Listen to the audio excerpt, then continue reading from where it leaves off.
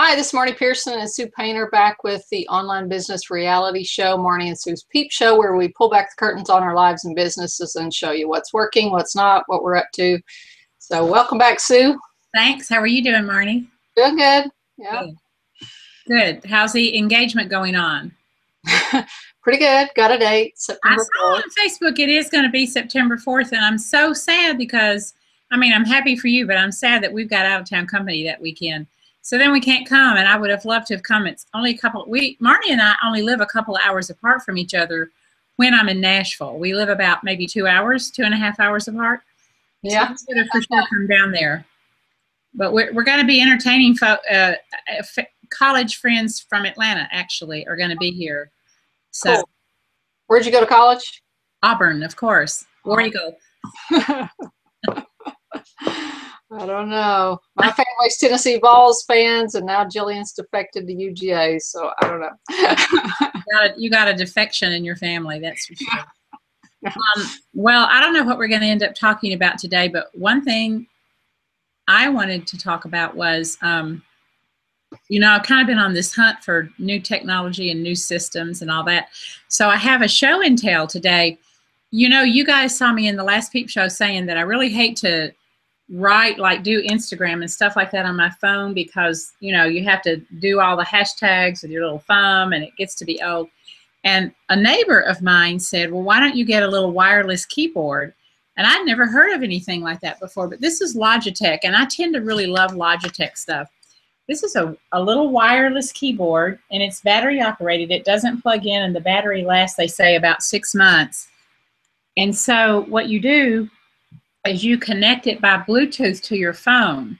Cool. And then you can type on it. The only thing is, like if you're typing on Facebook or if you're typing a text, you still have to hit your phone to do send or push. This is just to get the text in there. But what they do is they give you, although it's not really connected, they give you this handy little slot. Can you see that and you can actually put it this way or that way, and it has a knob. So you can connect by Bluetooth 3 different devices at once. So you could have a phone and a tablet and something else, and you just go back and forth and you can type on any of them just by switching this knob. But they all have to have Bluetooth. So I got one of these. I ordered it from Amazon. She found hers at Costco, I think. Ordered it from Amazon, and so now I have this little setup, and if somebody texts me or shoots me something on Facebook and I'm working on something else on my computer, I just type the answer and hit send, and then my thumbs are already hurting less. So for those of you who are like me, have arthritic thumbs, that's from 14 years of doing massage therapy, by the way, that ruined your hands. This is cool, and it's from Logitech, and I got mine from Amazon, and it was about maybe, I don't know, $40, maybe $45. And it's just a Bluetooth connection to anything. I like that. I know. I thought it was really cool. So I've been texting people they're like, how are you typing it in your phone that fast? Well, I just have nimble fingers. Really, it's my little Logitech. And I like it because if I'm scrolling on the iPad, like at night, like maybe I'm looking up recipes or maybe I'm looking up real estate with Bill or something, then I can scroll and type on that, but it'll come up on the iPad beside me, and it's just a whole lot easier. So that's my tech thing for today. That's a neat gadget. I like that. I mean, it's not really expensive, and they just say the battery should last about 6 months, and then I don't know if you can replace the battery or not. Cool. Also, too, I don't know if people saw on my Facebook page, I put a link from an article in the Wall Street Journal, I think it was, that Epson is developing a new printer, which it's going to go to the market the 24th of August, where you no longer have to buy those horribly expensive ink cartridges to put in it. The printer is more expensive, but it includes this huge bucket of all kinds of ink that goes into the printer, and you don't have to fill it up or anything, and it's supposed to last you almost 2 years before you have, depending, of course, on how much you print, before you have to buy these big bulky ink things again. So they're charging, always before, what happens with printer companies is they lose money on the printer because they know they're going to make money. They're going to screw you but good on the ink. Now this printer is going to be $500, but you're not going to have to buy ink cartridges in it at all for 2 years. So in the end, it would be cheaper. So I stuck it up on Facebook and asked people what they thought. And I mean, I had like 10 people say, oh, I want to buy one of these. When can I get it? So Epson is releasing it August 24th. If you want to go take a look at it, you can go on my Facebook, not my page, my personal profile, just Sue Painter, and you'll see it's posted there. A picture of it's posted there.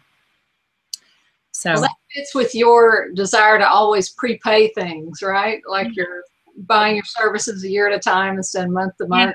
It does. And I get really irritated because I buy those printer cartridges, and like for my printer here in Nashville, when we buy one printer cartridge of every color, those things are $90 a piece. Oh, wow. So that's $400.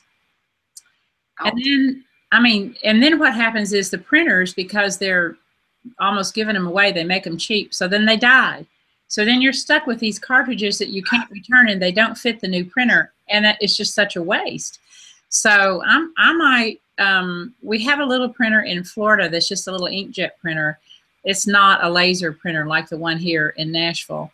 And I'm thinking we might get one of these new Epsons for Florida, because we're constantly having to go buy cartridges, and the ink cartridges don't hold near as much as they used to. We can run out of black between Bill and me. We can run out of black in a week. So every week we're over there at Staples buying more and more cartridges. So is the Epson a laser or an inkjet? This new Epson, I think, is an inkjet, but it's some kind of sophisticated system that is like higher quality. It'll like do photographs, like photo quality. You can put a photo paper in, it'll do photo quality. Cool. You may hear thunder outside. We've been threatening rain all day long, and it hasn't come, and it hasn't come, and my eyes are burning, and it's hot, and I'm miserable. But it's cooler in Florida, actually. But now, just as I came in here to shoot this, thunder started. So I hope you don't lose me. Yeah, we've been having thunder for several hours, but it's still yet to rain. So. Yeah, I wish it would. My eyes are just on fire. I don't know. I need that stuff to wash out of the air, I think. Probably. Yeah. So your turn. Tell us about your blog stuff, and then I can talk about blogging. Oh, I have a link too for the training I'm going to do next Wednesday that I'll give people. Okay, good. Yeah, I'm trying something different with my blog, because back in December I did this class on how to create your amazing life, and I gave it away, in December, and had a bunch of people, I don't know, about 150 people take that class, and it kind of shared with them my journey of, how I wanted to reinvent my personal life. It wasn't really so much business as my personal life I wanted to reinvent. Started that journey about 4 years ago.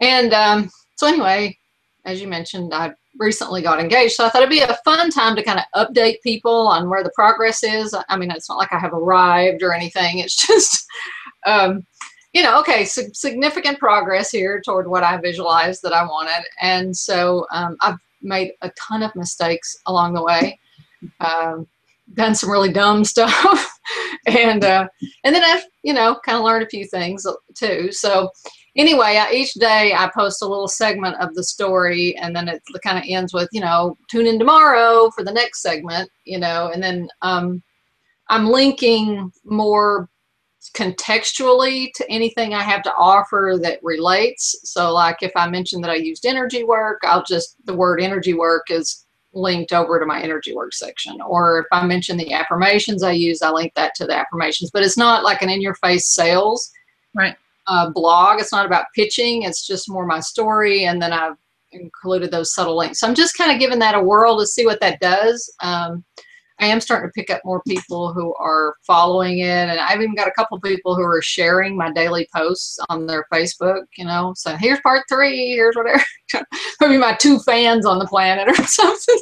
So anyway, I'm just going to see where that goes to try to consistently blog. I thought I was done. I wrote about 5 of them in one day. Oh. I wrote the whole story, and I thought, this is too big for a blog, and I don't know that it's a book, I mean, so what do I do with this? So I just broke it into chunks and did it, okay, tune in tomorrow for the next piece. So those 5, I just preloaded them in. They're time releasing. And then today I thought of something else I learned, so I wrote another blog. So I thought I may just keep doing that and kind of pulling out of the story the lessons that I learned, that even like the one I wrote today is how it related to business. So my question is, what is the link if people want to go and read it? Oh, go to marniepearson.com/unplugged. marniepearson.com/unplugged. Yeah. Okay. That sounds cool. And you know what I'm thinking is that you probably could make that into a little Kindle book. Oh, I probably will be able to once I get done with it. Maybe kind of massage it. Yeah, massage it a little bit. And I think that'd be a cool thing to do. And tying into the blogging, next Wednesday, I'm teaching a little class, a little webinar via Google Hangout. And it is about how to use visual content marketing to get way more visibility for your blog. And I'm going to share, what I'm going to do is I'm actually going to teach the template, the worksheet that my team uses to boost through social media every single blog post that I write on all of my different websites. So that's SuePainter.com, ConfidentMarketer.com, and VisualContentHelper.com. So it's free. There's no charge for it. And if you want to register for it, it is ConfidentMarketer.com/blog visibility. Blog visibility. And I imagine it will be probably about an hour. It really is only going to take me about half an hour to go through the little worksheet and teach it to people. And when you register, I'm going to send you a digital copy of that worksheet so you can download it. You'll have it to use for yourself and to go through while I'm teaching through it. But I'll hang around and answer questions from people too. So it probably won't go more than an hour. It might only go 45 minutes. Depends on how many. There's a lot of people who have signed up, but you know how that goes. Some people sign up and then they don't actually attend live. But I hope they do, because they'll be able to ask their questions. So ConfidentMarketer.com/blog visibility and MarniePearson.com/unplugged, right? Right. Those are the two places we want you to go. So I'm curious, are you still using Traffic Geyser? No. And actually, that's kind of a funny story. Interesting that you bring that up, but there's no coincidences in life, right? It seemed to duplicate so many other systems that we already were using in my business. And I felt like I never got my arms wrapped around it. It's a complex system. And then, of course, there was Instant Customer, which was tied to Traffic Geyser. And that's what you and I were playing with. And, you know, when I bought that, they gave me a year of the membership free. But that little puppy is $2.99 a month to maintain it. And my year of buying the system and then having that year is coming to a close here in about 3 or 4 months. And I didn't want any more charges. So I finally decided this was a bad business decision, and I threw away a lot of good money. That thing was thousands of dollars. But, you know, Mika hated it, and you looked at it, and you never really could figure it out. And I looked at it, and I'm like, you know, that's 3 people who kind of know a lot about online marketing, and this is a complex system. So I wrote them the other day, and I said, I want you to close my account. I just don't want to get any more charges, and I know that sometime this fall those charges are going to, and I'm just throwing good money after bad. And I said, I've spent thousands of dollars. It was a bad business decision, and my team hates it. I can't get anybody who can understand it. I'm done. Sayonara, take me off your list. And to their credit, the head of the Instant Customer, who was the designer of the program for Mike Koenig's, and by the way, Mike has since sold this off to a firm in Boston called Pulse. The head of it pinged me and said, I'd really like to talk with you about this, because I know you're well known on the online community, and you know what you're talking about, and I'd really like to talk about what was so bad about this. So we ended up doing a Skype chat the other day, yesterday or the day before, I can't remember now. And he really listened, and he said, you're right. It's such a complex system, and our training was not up to par. And he ended up asking if I would be on their advisory board, because he's like, you're the exact customer we want, and you're the exact customer who knows exactly what you're talking about. and our training wasn't up to par, and we're going to try to turn that around. They're actually having a conference about it in Boston in October, but I'm not going to go to that because I've got to go to Scottsdale in October, and I just don't want to put money toward it. But if they want me to be on their advisory council or mastermind to mastermind how to better teach what they have access to, then I might be willing to help with that. But what he told me was they are also adding a bunch of other systems to it. So pretty soon it's going to be shopping cart, affiliate marketing program, merchant account, the whole 9 yards. So it would replace like one shopping cart or Infusionsoft. And they're not the only game in town. You know, the guys who created Webinar Jam, they are also adding things to Webinar Jam. They're going to have affiliate marketing and shopping cart and evergreen teleseminar capabilities and all that kind of stuff. So all these companies are racing to put together a complete back-end system to your business. So there's Ontraport now, and there's, of course, Infusionsoft, and there's the Webinar Jam folks, and there's this Instant Customer, and there's probably a couple of others that I haven't even mentioned.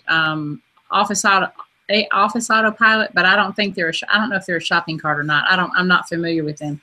So, you know, the issues in the back end of your business are huge because, first of all, many of the autoresponder systems are not giving you good email deliverability.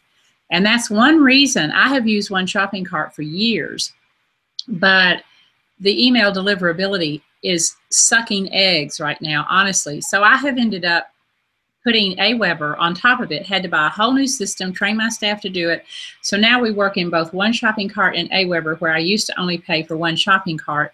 But I have friends who are telling me that their deliverability, even with Infusionsoft, is down, going down. And Aweber has, I think, about the best deliverability around.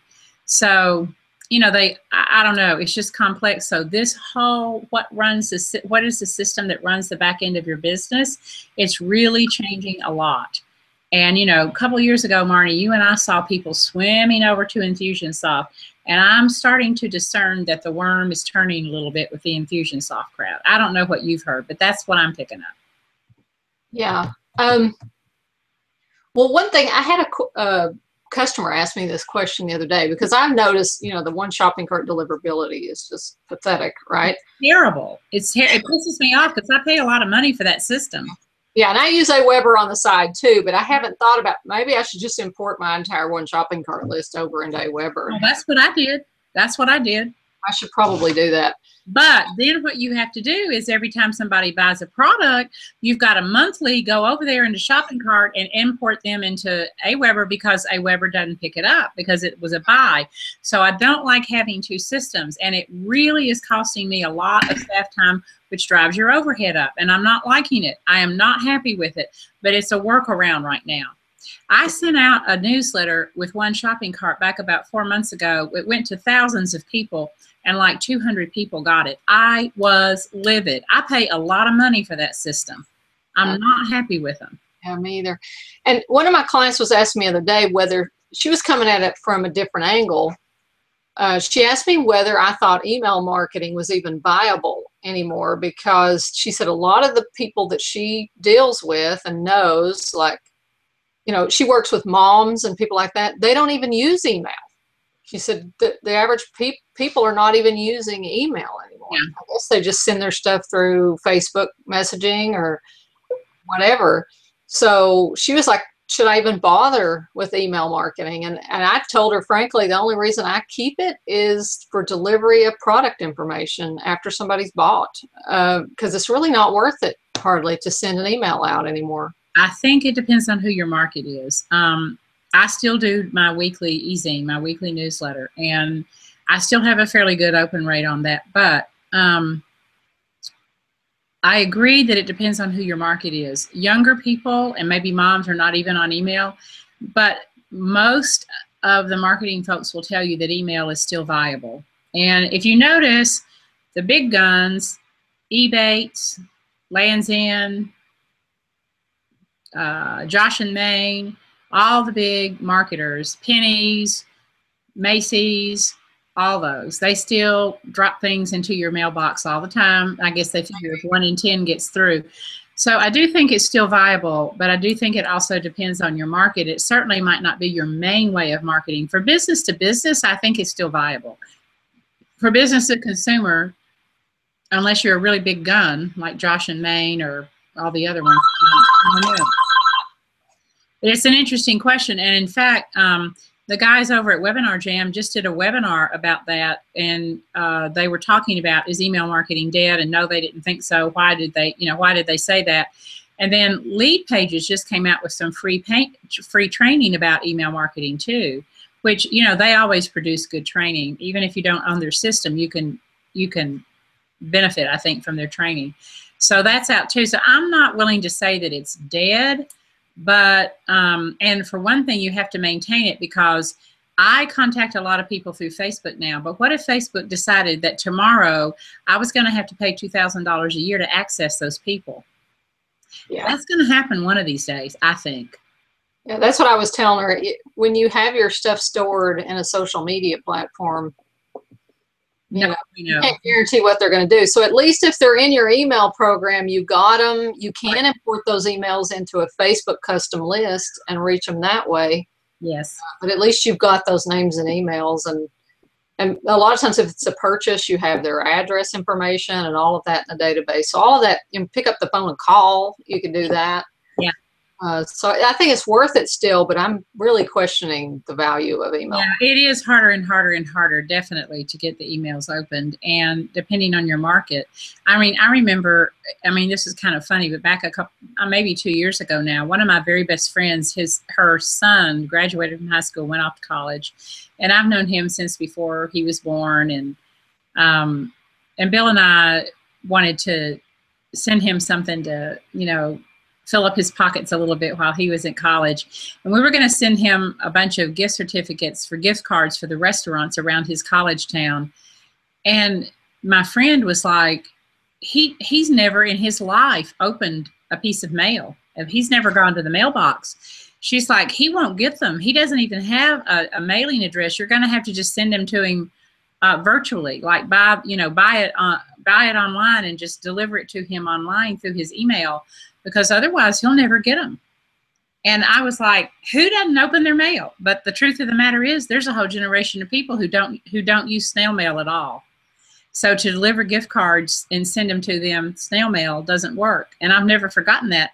That's not my market, but if that was your market, you have to pay attention to that, I think. So. It's funny, my 18-year-old opens any piece of snail mail she gets. It's a novelty. I don't care what it is, that she will open it. So it's kind of, I guess it depends. Is she the protector? Is she the one who's going off to UGA? Yeah. Yeah. Yeah, so you took her down there too and had your orientation and all that, right? Yeah, we did that. She's registered and set up. And when does she leave? Next Thursday, I'm taking her down. Wow, really? Yeah. Wow, I thought school, when I went off to college, it didn't even start till like mid-September or something. Wow. Wow. Starts. So, yeah. Amazing. Things have changed for sure. There's so much change right now going on. It's just really, you really, really, really have to, I feel like I'm like up on the surfboard, like surfing it every day and kind of watching to see, what comes up out of the water and where the barriers are. There's so much change right now.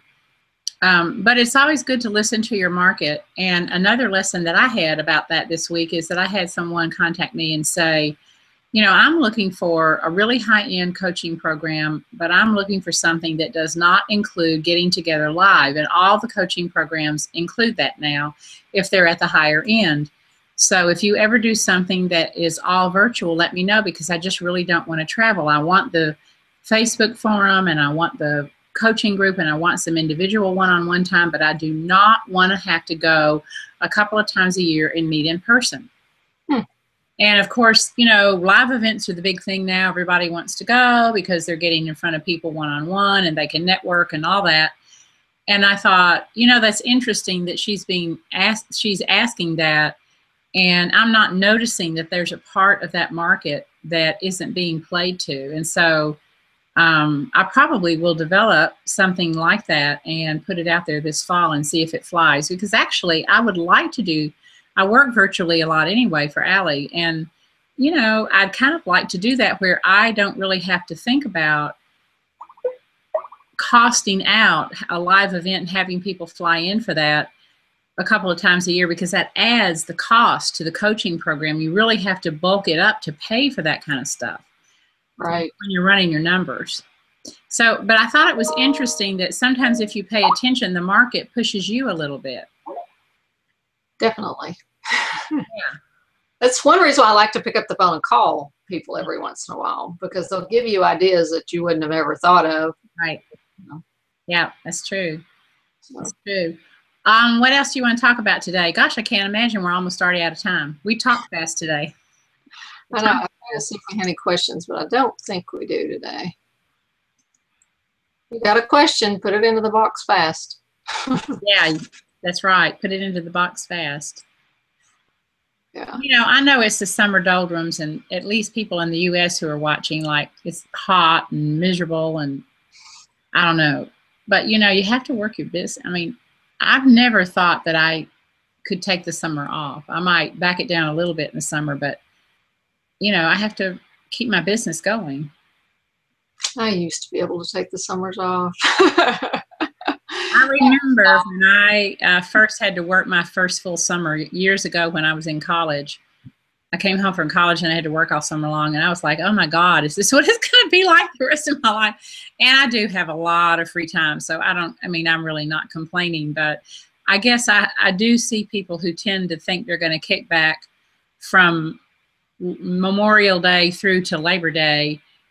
And then they wonder why they're not busy in the fall and they don't have any clients. And then not only that, they work September and October, and November 1st, they start laying back for another 2 months for the holidays.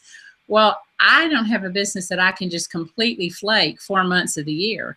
If you do, my hat's off to you, but I don't think that's consistent action in business.